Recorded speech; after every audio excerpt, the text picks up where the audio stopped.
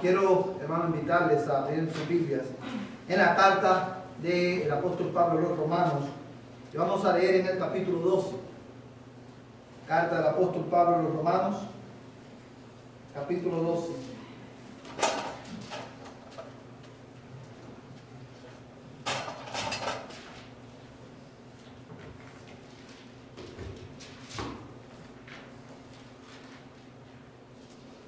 Amén. Josué, sube un poquito el micrófono, por favor. Romanos capítulo 12, ahí está bien, gracias. Y vamos a leer desde el verso 4 en adelante, hasta el verso 8. Romanos capítulo 12, verso del 4 al 8. Y dice la palabra del Señor de esta manera: pues así como en un cuerpo tenemos muchos miembros, pero no todos los miembros tienen la misma función, así nosotros que somos muchos, somos un cuerpo en Cristo, e individualmente miembros los unos de los otros. Pero teniendo dones que difieren, según la gracia que nos ha sido dada, usémoslo. Si el de profecía, úsese en proporción a la fe; si el de servicio, en servir; o el que enseña, en la enseñanza; el que exhorta, en la exhortación; el que da, con liberalidad; el que dirige, con diligencia; el que muestra misericordia, con alegría. Palabra del Señor para nosotros en esta mañana. Vamos a orar para pedirle a nuestro Dios que nos ilumine para poder entender su palabra en esta mañana y que podamos aprender. Padre Celestial, te damos gracias una vez más por la oportunidad que nos das de poder servirte, de poder, oh Dios, capacitarnos para, Señor, servirte con excelencia, para la gloria de tu nombre y el bien de tu pueblo. Te damos gracias, Señor, por la clara instrucción de tu palabra para nosotros en este día. Señor, gracias, Dios mío, por la nieve que cayó. Gracias, Señor, por tu sostenimiento en la creación, Señor. Gracias, Padre Celestial, porque tú, Señor, diriges todas las cosas en el cielo y en la tierra. Y todo lo que tú haces, todos tus designios, no solamente, Señor, son buenos, sino que también son rectos en gran manera. Señor, al venir a tu palabra en esta mañana, yo ruego la asistencia de tu Espíritu Santo.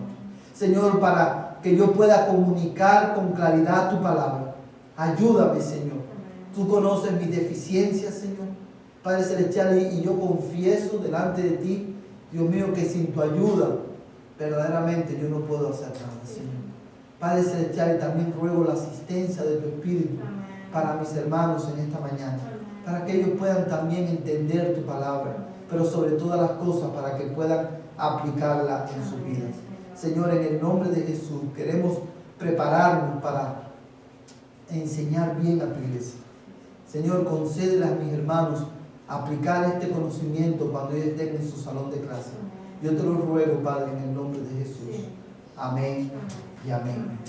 Hermanos, en esta mañana, con la ayuda del Señor, vamos a continuar con nuestro tema, las características de un maestro bíblico.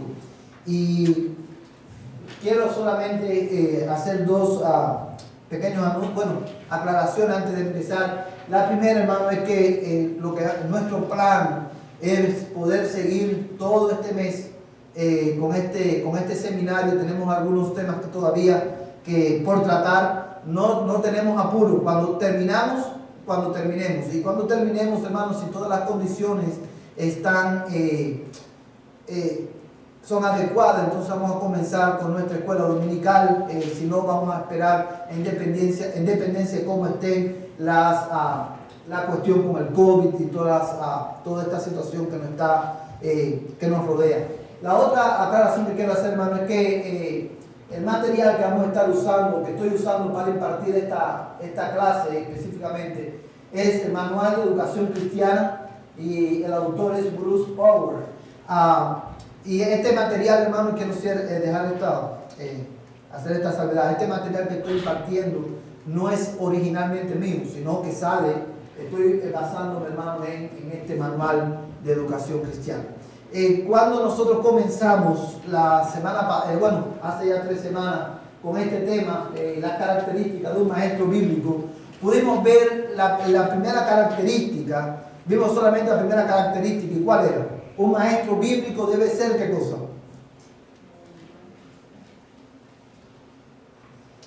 Regenerado. Un maestro bíblico debe de ser una persona regenerada. Tiene que haber nacido de nuevo. Y mencionábamos que esta es la característica más asumida, hermano, de todas las características de un maestro bíblico. Y muchas veces corremos el riesgo como iglesia de poner personas, hermanos, basados en su carisma, basados en sus títulos, basados en sus habilidades. Y muchas veces, hermanos, obviamos esta característica que es de vital importancia. Y una de las ideas centrales que nosotros enfatizamos en este punto es que ninguna habilidad o título deben opacar o relegar a un segundo plano la necesidad de un nuevo nacimiento. Eso es algo que yo quiero, hermano, que en la mente de cada uno de nosotros esté fresco por dos razones. Número uno, porque ustedes son maestros. Número dos, porque ustedes van a servir en esta capacidad, quizás en un futuro cercano. Y la tercera razón por la cual yo quiero enfatizar esto, hermano, es porque ustedes, antes de ser maestros, ustedes son miembros de la iglesia. Y como miembros de la iglesia, ustedes tienen la responsabilidad, hermanos, de velar para que las personas que estén enseñando a sus hijos, a los jóvenes, a los niños y aún a los adultos, sean personas que verdaderamente hayan nacido de nuevo. Porque cuando nosotros, hermanos, ignoramos esta verdad, corremos dos peligros. Y los dos peligros son estos. Un maestro incrédulo no podrá guiar a nadie en el conocimiento de Dios. Es por eso que es tan importante que nosotros podamos ser celosos en esta característica. Un maestro incrédulo, una persona que no es regenerada, no podrá guiar a nadie en el conocimiento de Dios. Y la segunda razón es porque un maestro incrédulo inevitablemente torcerá las escrituras. Es por eso que es tan importante que como iglesia nosotros seamos celosos en esto. Y como estamos refrescando, como hace ya 2 semanas que no tocamos este tema, quiero refrescar, hermano, otro detalle importante que vimos en este punto, y fue el siguiente. Si bien es cierto, ¿verdad?, que necesitamos maestros que sean regenerados, ¿cómo nosotros, la iglesia, podemos saber si una persona es regenerada? ¿Cuáles fueron las características que vimos que la iglesia debe buscar en estas personas?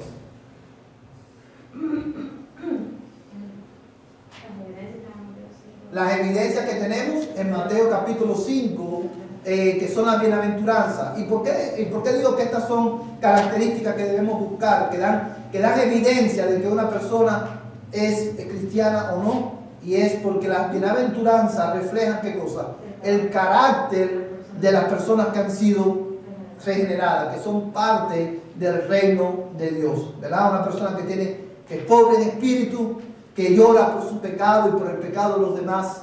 Una persona que es humilde, que es manso a la palabra de Dios. Una persona que es pacificadora. ¿Usted cree que una persona que le guste, hermano, formar rencillas o estar en el chisme entre hermanos es una persona adecuada para ser maestro? No. Un maestro debe ser una persona que sea pacificadora, y vamos a estar mirando los miércoles qué significa esto. Y sobre todas las cosas, una persona, hermano, que valore a Cristo, que atesore a Cristo más que todas las cosas, aún más que su propia vida. Esas son, hermanos, características de un verdadero cristiano. Ahora bien, hermanos, en esta mañana, después de haber hecho este pequeño resumen de lo que vimos en la clase anterior, vamos a ver la segunda característica de un maestro bíblico. Y la segunda característica, hermano, tiene que ver mucho con la primera. Si un maestro bíblico tiene que ser cristiano, tiene que haber nacido de nuevo, ¿cuál es la segunda característica que les debe seguir a esa?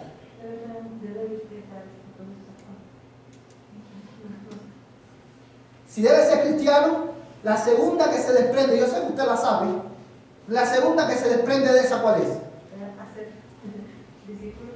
Hacer discípulos, dice la hermana. Ser obediente a la palabra. ¿Cómo? Ser obediente a la Ser obediente a la palabra, sí. Tener disponibilidad desde su tiempo. Tener disponibilidad de su tiempo. Ahí vamos, es una característica que vamos a ver más un poquito más adelante. La característica que le sigue, si tiene que ser cristiano, la segunda característica que le sigue es esta. Los maestros tienen que ser miembros de la iglesia local.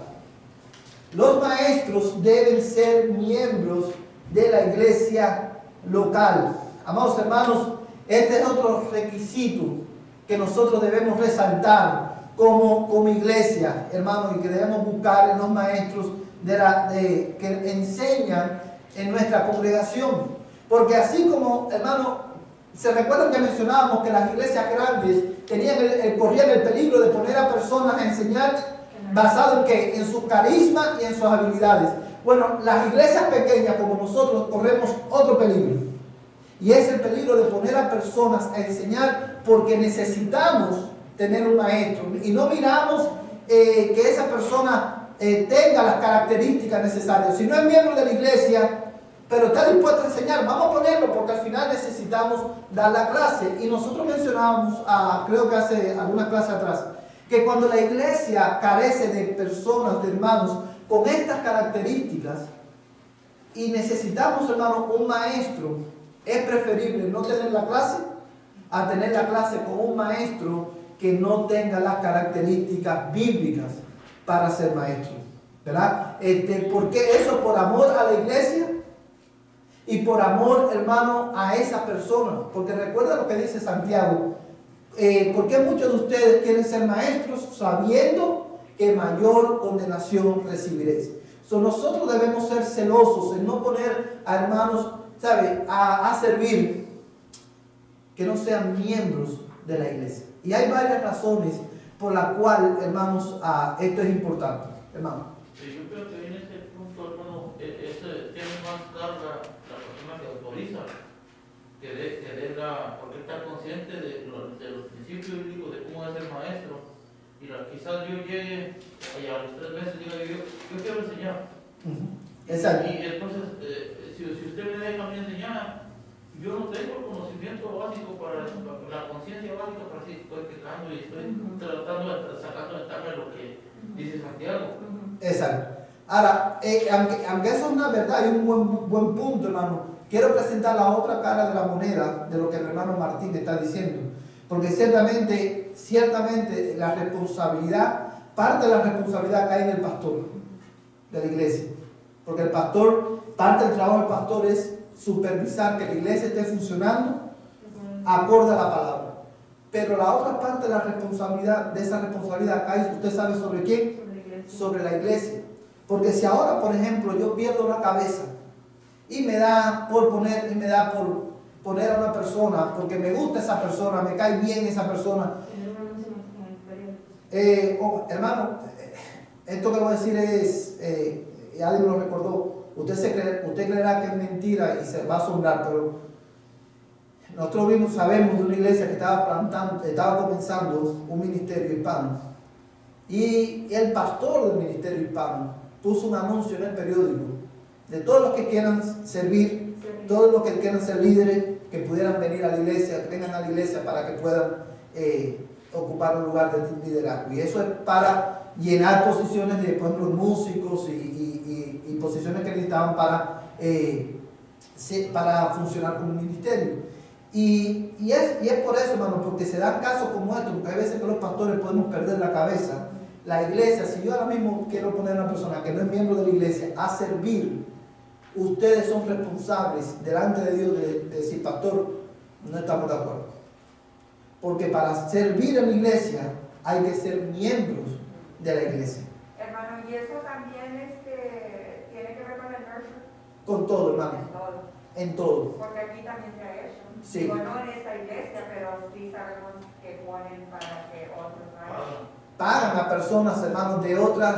Hay agencias, hermanos, que se dedican, que tienen personas que cuidan. Y hay iglesias que pagan, contratan los servicios para que cuiden a los niños mientras estén dando el servicio. ¿Y cuál es el problema con eso, hermano? ¿Por qué nosotros no debemos hacer eso, aunque tengamos el dinero y aunque tengamos una agencia en Dallas? Porque eso no me va a ayudar a mí, no nos va a ayudar a la iglesia a cumplir el propósito de la iglesia. ¿Cuál es el propósito de nuestra iglesia? ¿Por qué nosotros existimos? Para ser discípulos. Y eso empieza, hermano, desde la cuna. El maestro que está en la cuna, el cuidado del niño en nuestra iglesia no es, hermano, cuidado del niño no es un daycare, es un tiempo en que la hermana que está cuidando a los niños en ese día, tiene la responsabilidad de enseñar la palabra a ese niño. Aunque nosotros creamos, no es un bebé, ¿no entiende? No, dale la palabra, ora por ese niño, para que Dios prospere su palabra en el corazón de ellos. Entonces, si ponemos una persona, nuevamente, que no es regenerada, a cuidar a los niños, ¿usted cree que puede llevar a cabo ese propósito? No podemos esperar que lo enseñe. Y ese es un buen punto, hermano, porque nosotros tenemos que ser celosos con eso. Celosos como iglesia, porque especialmente en estos tiempos tan difíciles que estamos viviendo, hermanos. Y ahora, ¿qué pasa cuando, por ejemplo, necesitamos un maestro? Generalmente, nuestra iglesia tiene un proceso para membresía. Y ese proceso, la persona tiene que pasar una clase que dura generalmente 6 semanas, y después esa persona se trae a la reunión de la iglesia, y la iglesia vota a favor o en contra de recibir esa persona como miembro de la iglesia. Ahora, ¿qué pasa si nosotros tenemos, por ejemplo, una emergencia o una necesidad muy grande de tener un maestro en la iglesia y viene un hermano recomendado de otra congregación, hermano, a servir? Bueno, hermano, ese hermano tiene que pasar la clase de todas maneras. Y tiene que pasar el proceso de las 6 semanas como cualquier otra persona para poder enseñar. Y pongo este ejemplo porque ese es un caso que puede ser que es diferente a cualquier otro caso. Porque, por ejemplo, cuando viene una persona, aunque sea miembro de otra iglesia, generalmente viene, está un tiempo en la iglesia y después entonces decide hacerse miembro de la iglesia. Pero si nosotros traemos a un hermano de otra iglesia y es recomendado por su pastor para que sirva en esta congregación, en esa área, nosotros, hermano, él tiene que pasar esa clase de membresía. O si la iglesia, una iglesia local, por ejemplo, nosotros necesitamos un maestro y una iglesia local nos presta un maestro para que pueda venir a servir en esa área.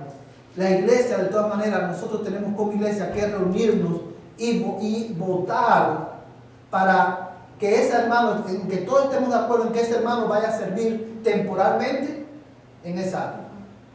¿Sí me entienden el proceso, hermano? No es que el pastor va a traer hermanos y hermano, les anuncio que para el próximo domingo el hermano Requio va a servir como maestro de adultos.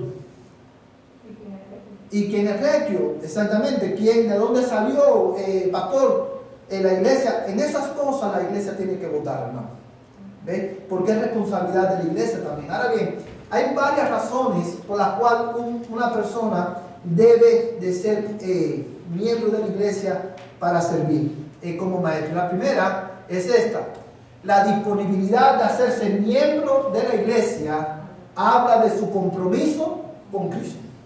Esa es la primera razón por la cual una persona debe ser miembro de la iglesia para servir. Porque si una persona, un maestro debe estar comprometido con Cristo. Tiene que amar a Cristo.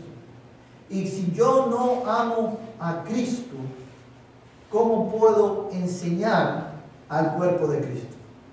Y muchas personas pueden decir, pero pastor, el amor a Cristo es una cuestión entre esa persona y Dios. ¿Cómo nosotros podemos saber si una persona ama a Cristo? Bueno, hermanos, ¿cómo tú puedes amar la cabeza de la iglesia y no amar a su cuerpo, que es la iglesia?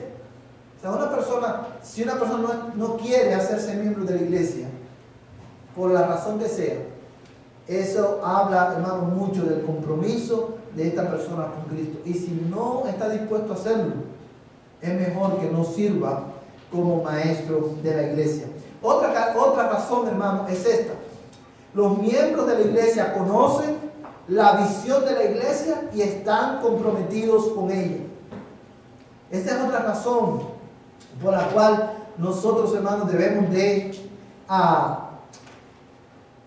supervisar que los miembros de la iglesia que los maestros sean miembros.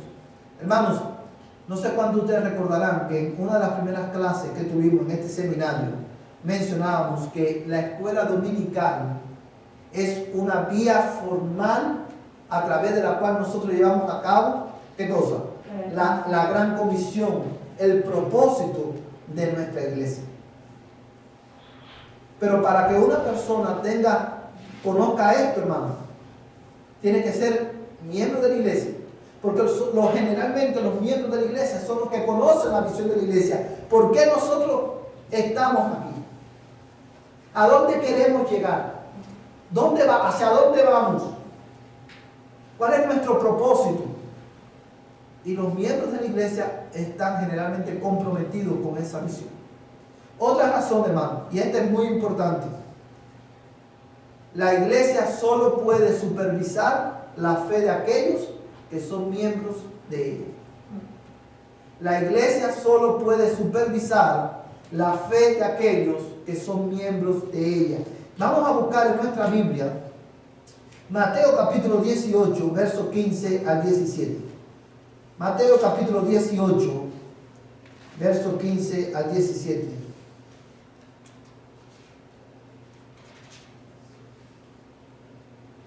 Amén. Hermano, que lo tengan. Mateo capítulo 18, versos 15 al 17.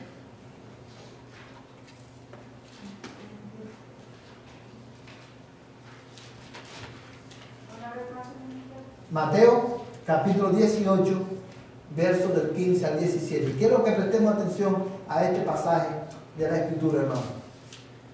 Dice: y si tu hermano peca, ve y repréndelo a solas. Si te escucha, has ganado a tu hermano.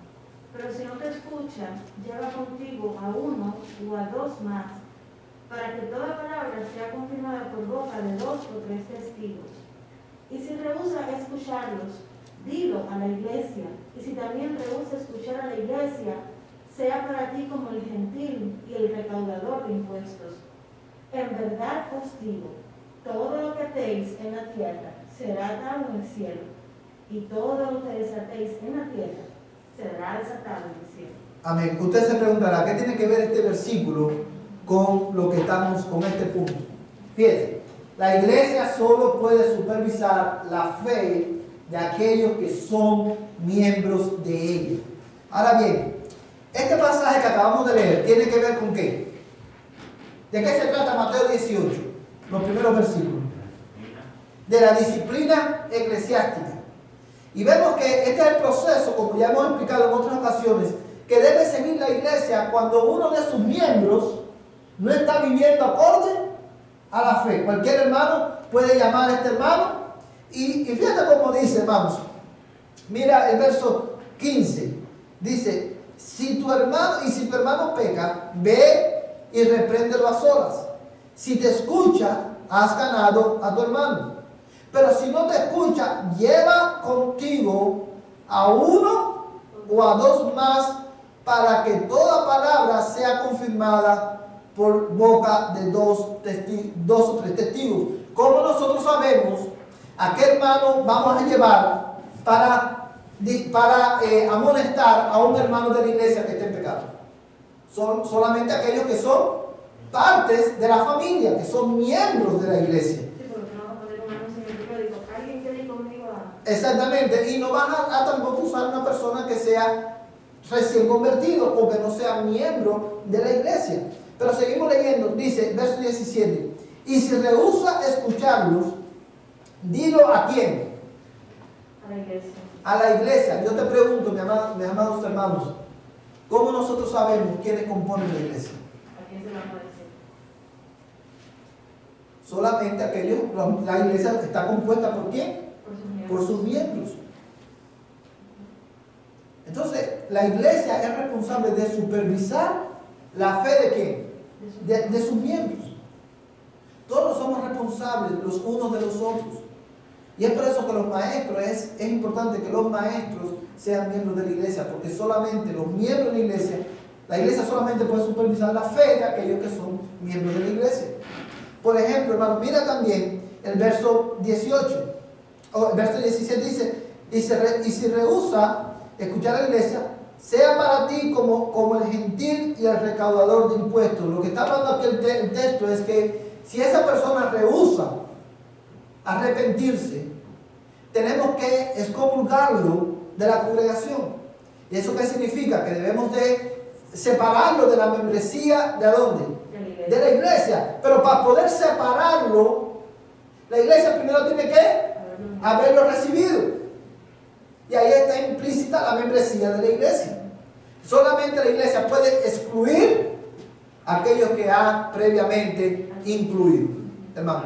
¿Qué viene siendo separarlo en sí? Separarlo, hermano, es cuando se separa la membresía de la iglesia y esa persona no puede ser más, no puede servir en la iglesia, no puede participar de la Santa Cena, y la iglesia tiene que tratarlo como si fuera una persona inconversa. ¿Cómo nosotros tratamos a un inconverso?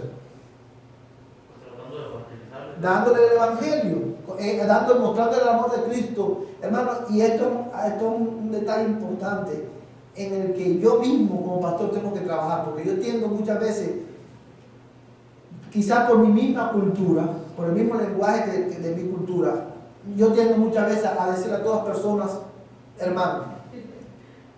Pero cuando una persona es disciplinada en la iglesia, yo no puedo llamarlo más hermano. Es la declaración de la iglesia de que, de acuerdo a tus obras, tú no eres parte de nosotros, ten cuidado. Exactamente. Porque esa característica debe ser de una persona, ¿verdad? Que ya se le debe de molestar, o sea, de esa manera. O sea, por ejemplo, si nosotros tenemos un hermano que está en cualquier pecado, por ejemplo, vamos a poner pecados que son conocidos, por ejemplo, inmoralidades sexuales, un hermano que está viendo pornografía, o un hermano que usted lo vio en un bar tomando, o un hermano que está, por ejemplo, golpeando a su esposa, o un hermano que está dando mal testimonio en la comunidad porque dice mentiras, por ejemplo, o porque es una persona estafadora, por poner un ejemplo, o un hermano que ha caído en adulterio. Si yo sé eso como hermano, yo tengo que ir a donde está el hermano y decirle, hermano, mira, usted está en adulterio, o usted está practicando inmoralidad sexual, o usted no está dando buen testimonio, mira lo que dice la Escritura. Yo vengo a hablar contigo porque quiero hablar contigo y quiero llamarte al arrepentimiento. Tú necesitas arrepentirte. Y a lo mejor ese hermano va a decir, oh sí, es verdad, hermano, yo me arrepiento. Y pasa el tiempo y ese hermano sigue en el mismo pecado. Entonces, a ese punto, usted, hermana, que fue quien habló con ese hermano, va a llamar a 2 o 3 hermanos más. Y va a ir, entonces, a hablar con este hermano de nuevo y lo van a llamar al arrepentimiento nuevamente. Si este hermano se arrepiente verdaderamente, el asunto terminó ahí. Pero si este hermano no se arrepiente, entonces ustedes deben de venir a la iglesia y decir, pastor, miren, ya nosotros fuimos a hablar con nuestro hermano, y el pastor debe de anunciarlo en una reunión de miembros. Si el hermano regio no está viviendo acorde a la fe, por favor llámenlo, hermanos, oremos por él y llámenlo al arrepentimiento. bueno, pero si esta persona está asistiendo a la iglesia, o sea, pues puede hacer que diga, pero si no está asistiendo. De todas maneras, Sí, mientras sea miembro de la iglesia, tenemos esa responsabilidad. Y si el hermano no se arrepiente, y menos mal que te toco ese tema porque es otro pecado. Si el hermano es un hermano que no está congregándose porque no quiere congregarse, también este hermano está sujeto a la disciplina. Y a lo mejor el pecado de este hermano es que no quiere congregarse y es un pecado. Y nosotros tenemos que llamar al arrepentimiento. Y si después que la iglesia lo llama y el hermano no se arrepiente y no da fruto de arrepentimiento, entonces la iglesia se reúne nuevamente y vota para excomulgar al hermano de la iglesia. Y eso es lo que significa, hermano. Eso no significa que esa persona no puede venir más a la iglesia. Eso no significa que usted no va a recibir a esa persona en su casa. Eso no significa que si usted lo ve en la calle, usted va a cruzar la acera para no saludarlo, le va a mirar la cara. No, tenemos que tratarlo como a una persona que no tiene a Cristo. Tenemos que darle el evangelio, hermano. Pero esto es un proceso que dura, que no se toma en un mes. Es un proceso el proceso de disciplina toma tiempo, hermano, y es un proceso doloroso muchas veces, pero es necesario para el bienestar de la iglesia, hermano. Pero eso solamente podemos hacerlo con personas que son miembros de la iglesia. Tú no puedes disciplinar a una persona que visite First. Exacto. Y que tenga pecado. Esa no es la autoridad de esta iglesia local. Exactamente, hermano. Bueno, pues si, por ejemplo, alguien acude a mí, o yo acudo al hermano Mando y yo estoy cometiendo un pecado, ahí cómo está el proceso. Muy buena. Si yo estoy cometiendo un pecado. Y yo acudo al hermano Mando y digo, hermano, mira, esto pasó esto y estoy mal, ¿qué proceso debería de seguirse ahí? Muy buena pregunta, hermano, porque muy buena pregunta esa, y hoy ustedes se van a dar cuenta porque esto es una muy buena pregunta. Hermano, en ese caso es diferente, porque este hermano que está en pecado, que está luchando con un pecado, obviamente este hermano, cuando viene el hermano Ubaldo, evidencia primeramente que este hermano está llorando por su pecado, porque él dice: yo pequé o estoy pecando, yo no puedo salir solo de esta situación. Yo necesito la ayuda de la iglesia. Voy a ir a donde está el hermano Ubaldo. Y entonces el hermano Ubaldo es responsable. Y esto es una cosa que quiero dejar muy claro, hermano. El hermano Ubaldo es responsable de tratar directamente con el hermano. A ese punto, Ubaldo ni siquiera necesita venir a hablar con el pastor. Él necesita tratar directamente con el hermano. Y si el hermano Ubaldo, por alguna casualidad, no puede seguir lidiando con el asunto, por la razón que sea, entonces el hermano puede venir a donde está el pastor y decir: pastor, por algún tiempo yo he estado trabajando con el hermano Requio en esta situación. Y ahí entonces, hermano, la tarea de la iglesia es ayudar a este hermano a salir de ese pecado. ¿Hasta qué punto? Entonces, ¿cómo yo decido como iglesia dónde paro de ayudarlo para disciplinar a este hermano? Bueno, si yo lo estoy ayudando y el hermano no da frutos dignos de arrepentimiento, esa es evidencia de que el hermano no está arrepentido, y después de un tiempo en esa situación, entonces la iglesia puede considerar disciplinar al hermano. ¿Sí me entienden, hermano? Hermano, yo pienso que sí fue buen punto que trajo el hermano, porque esto ha pasado de una situación que yo sé, y en veces la iglesia sí tiene la falta porque ese hermano pidió ayuda y la persona comenzó, pero no fue constante. Yo digo, uno puede decir: es que esa persona ya sabe mejor, ya tiene tiempo y todo, pero hermano, como ha dicho usted muchas veces, todos vamos a diferentes niveles.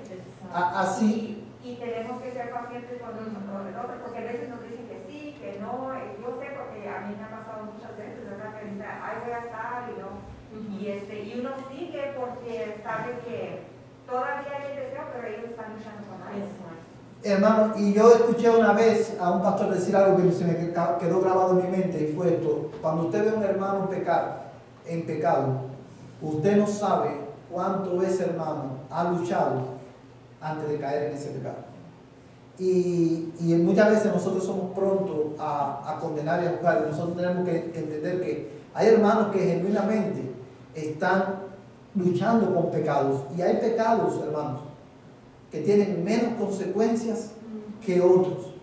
O para decirlo de otra manera, hay pecados que tienen efectos en el cuerpo, y esos pecados que tienen efecto en el cuerpo son más difíciles, hermanos, de dejar que cualquier otro tipo de pecado que quizás no tiene ese mismo efecto en nuestro cuerpo o en nuestra salud.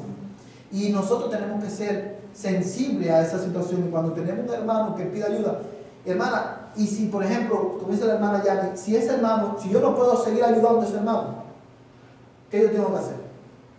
Buscar ayuda. Buscar ayuda. Busca al pastor de la iglesia, busca a otro hermano de la iglesia, pero no dejen a ese hermano solo, porque ese hermano necesita tu ayuda, hermano. Yo pienso que eso también tiene que ser, ese es mi punto de vista, ser muy sensible a la otra persona en cuanto al hermano algo. Yo por hermano algo, no comunicarlo, tiene que ser discreto. Exactamente, exactamente. Hermano, eso es la discreción. Quizás muchas veces, yo desde este punto de vista mío, quizás muchas veces, si yo acudo al hermano algo, no puedo, mi temor no es acudir al hermano algo o a usted, porque tengo miedo que se desparrame más de lo que... Exactamente, exactamente. Tenemos que ser muy cuidadosos. Sí, eso es un buen punto también en esto, hermano, porque todo esto tiene que ver con supervisar la fe de nuestros hermanos. Ahora, un detalle importante antes de seguir para el próximo punto. Vamos a decir que Requio viene a mí donde Requio está, por ejemplo, maltratando a su esposa. Le pega a su esposa o no está cumpliendo con su responsabilidad por ponerse ese pecado. Y yo vengo donde está Requio y yo lo llamo al arrepentimiento.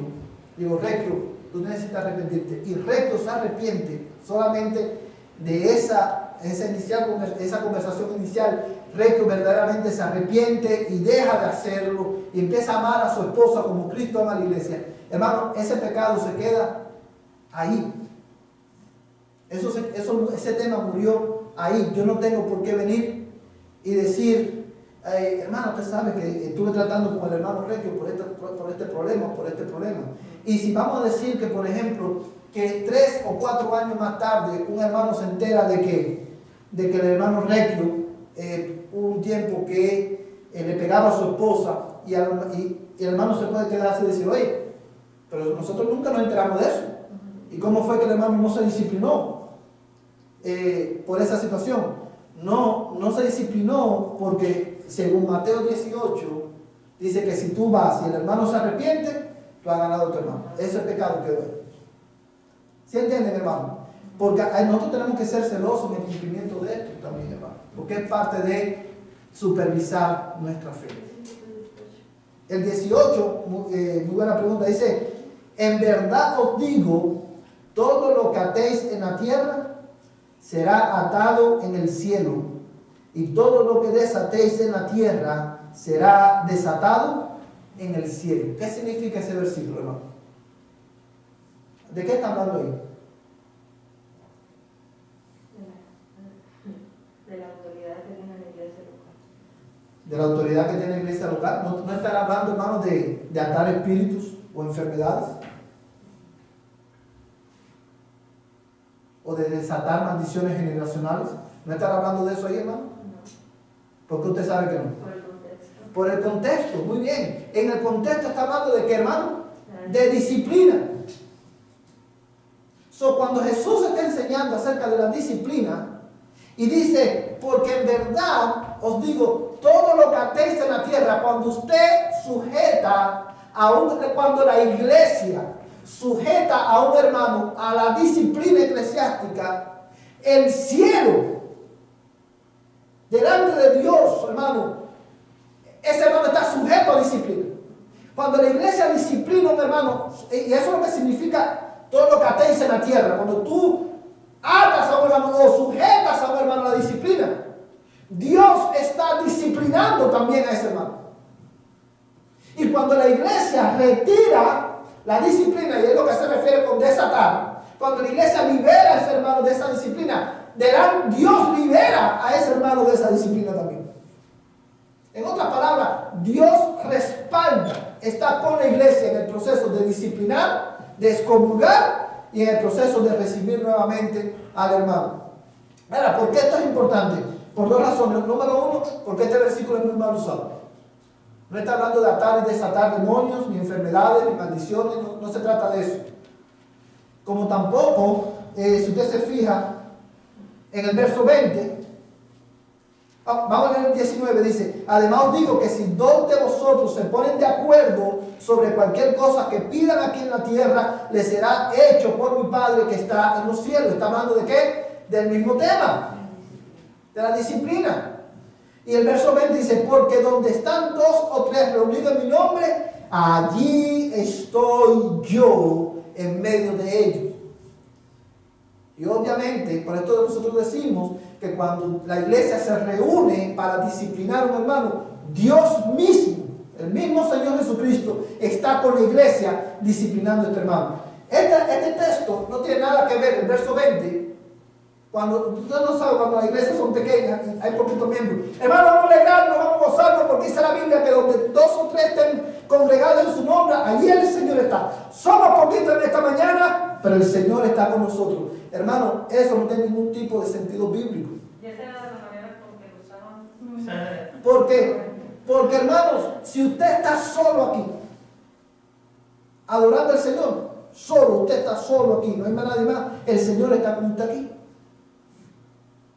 Y lo que está diciendo es que está hablando de la disciplina, que donde quiera cuando la iglesia se reúne, ahí el Señor está con ellos. Y fíjate un detalle muy importante, que dice, donde 2 o 3 reunidos en mi nombre. La disciplina no es un asunto individual. Yo no tengo la autoridad como pastor de disciplinar y excomulgar a la hermana Yani o al hermano Repio o al hermano Ubaldo de la disciplina de la iglesia, de la membresía de la iglesia, yo solo.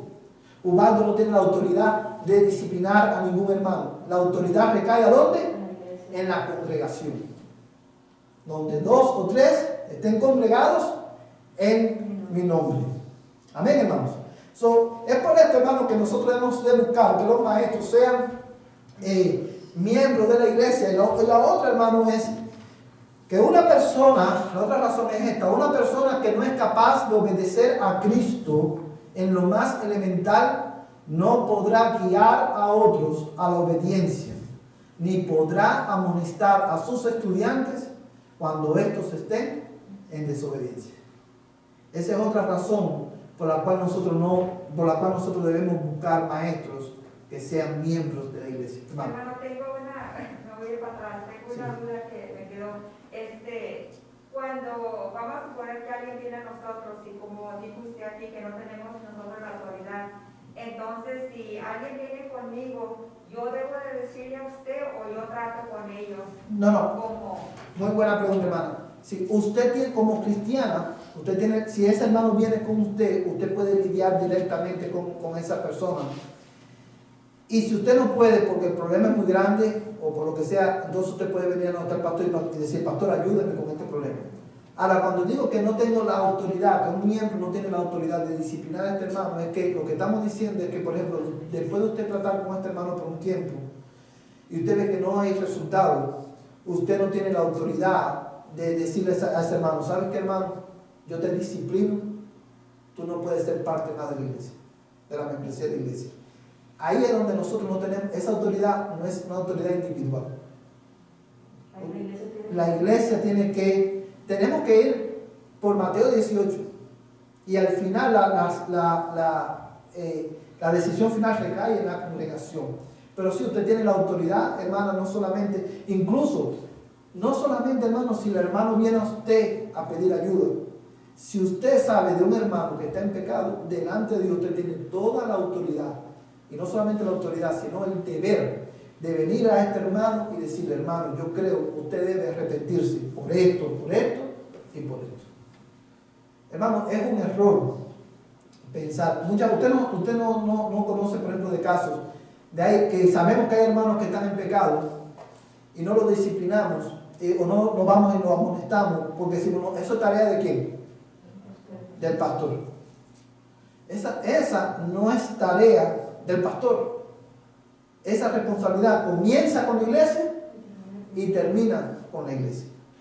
Eso no significa que usted no va a buscar ayuda de su pastor, no va a buscar consejo de su pastor. Eso no significa que usted no va a lidiar con esa, ¿verdad? Buscar la ayuda necesaria.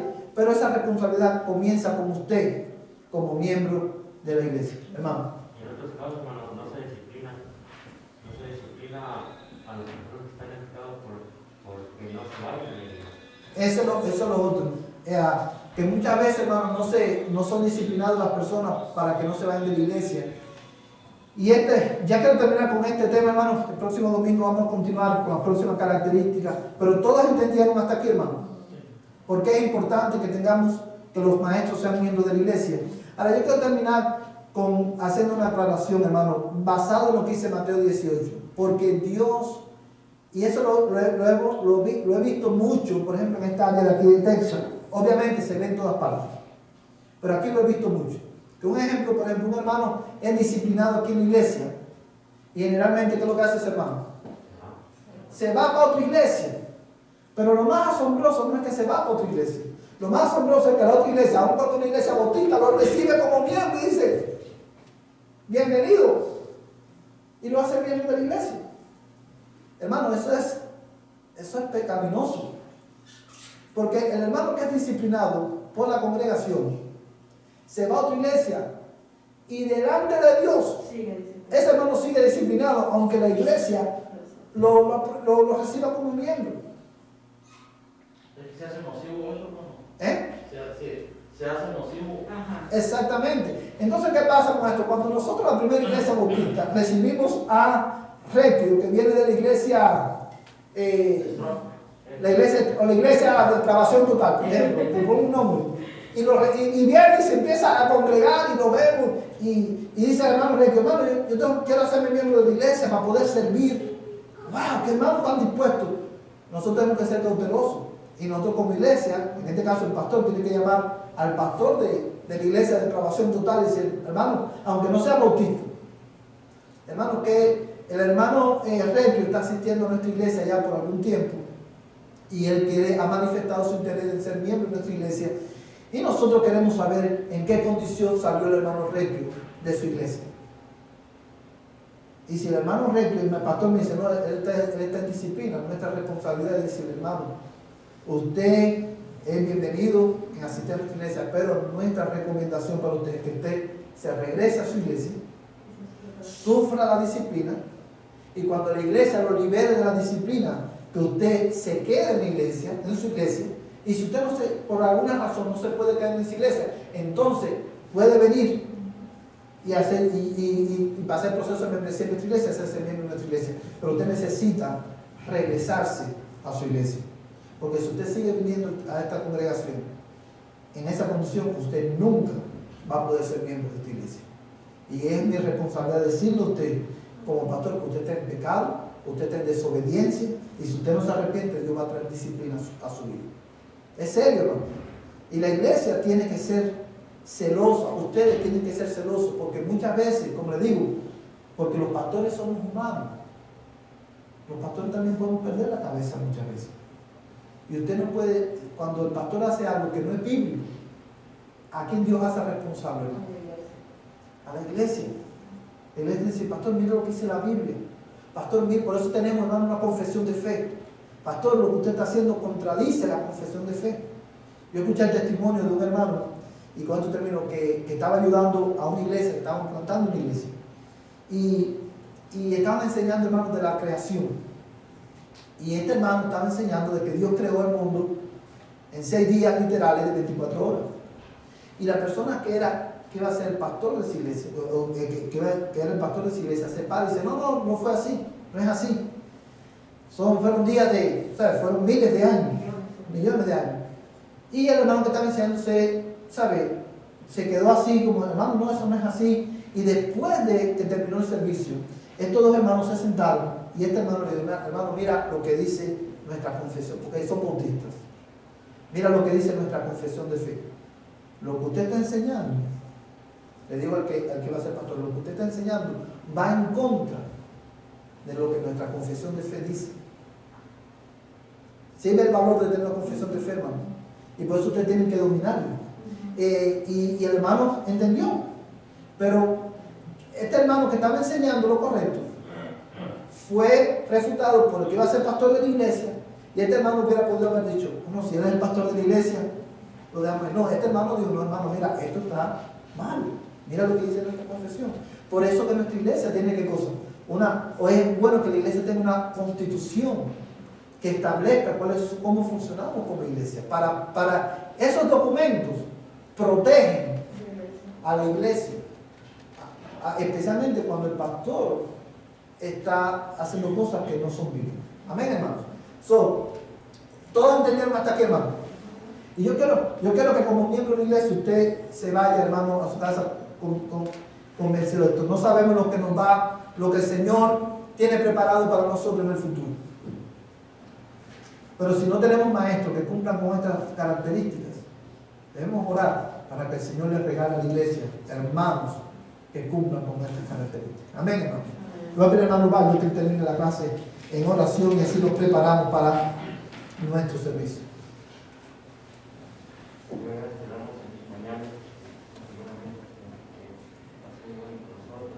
Amén, Señor. Señor, te damos gracias, Señor, por la verdad que nos han mandado.